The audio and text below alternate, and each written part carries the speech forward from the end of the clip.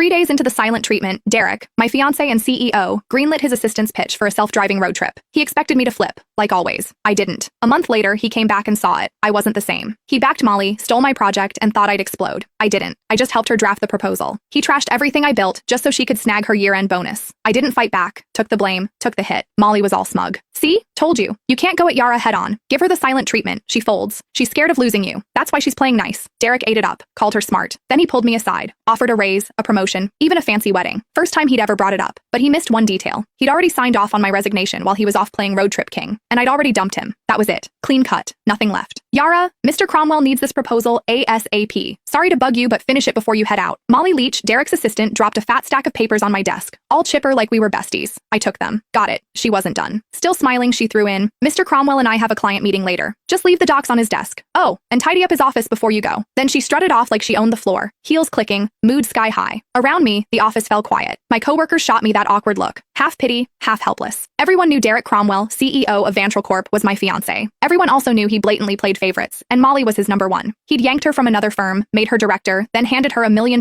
project I'd busted 2 months bringing in and prepping. When I pushed back, he called a team vote, thinking everyone would back him. Wrong. The whole team voted for me, except him. Molly got 1 vote. His. He lost it. Accused me of stirring up cliques. Didn't just take the project away. He demoted me in front of everyone and slashed the salaries of the people who'd backed me. Nobody dared speak up. Later, he apologized. Said didn't want it to look like favoritism. Claimed Molly might feel left out. I used to believe that crap. Now, it's a joke. Molly couldn't even keep up with our interns. Didn't want it to look like favoritism? Please. He was straight up playing favorites. Everyone saw it but him. I heard footsteps upstairs and looked up. Derek. He showed up at the stairwell, glanced my way, then walked out without saying a word. Changed into some casual suit. Even from here, I caught that cedar cologne. He never used to wear cologne. That one? Molly's gift. Yeah, he knew exactly what he was doing. He'd been pulling this kind of stuff for years. It started after I found their goodnight texts. Couldn't stay quiet. I confronted him. Derek said I was being petty. Then, like it proved some point, he used it as an excuse to make it official and moved Molly to work directly under him. The more upset I got, the harder he leaned in, dragging her to every social event, serving her food, even wiping her mouth at company dinners. When we fought, he'd ice me out. When I apologized, he'd round up his buddies to lecture me like I was some jealous mess. For a while, I actually blamed myself. Thought maybe I wasn't generous enough. Thought maybe that's why we ended up here. But on day 3 of one of his silent treatments, when I was too sick to even sit up and he still packed his bags for a trip with Molly, I gave up. That's when it hit me. He wasn't trying to be noble. He just used my pettiness as a shield so he could keep doing what he wanted without feeling guilty. Even if I hadn't caught those late-night chats, he would have just found another excuse to be with her. After their latest business trip, they were still grabbing dinner, drinks, playing tennis, same routine. But something between them had changed. I could feel it. Not that it mattered. 5 years together, and it was done. This whole mess had dragged on long enough. I was the last one in the office, finishing up the proposal. Checked my phone. Molly had been busy posting. Candlelit dinner at some fancy spot. 2 plates of steak.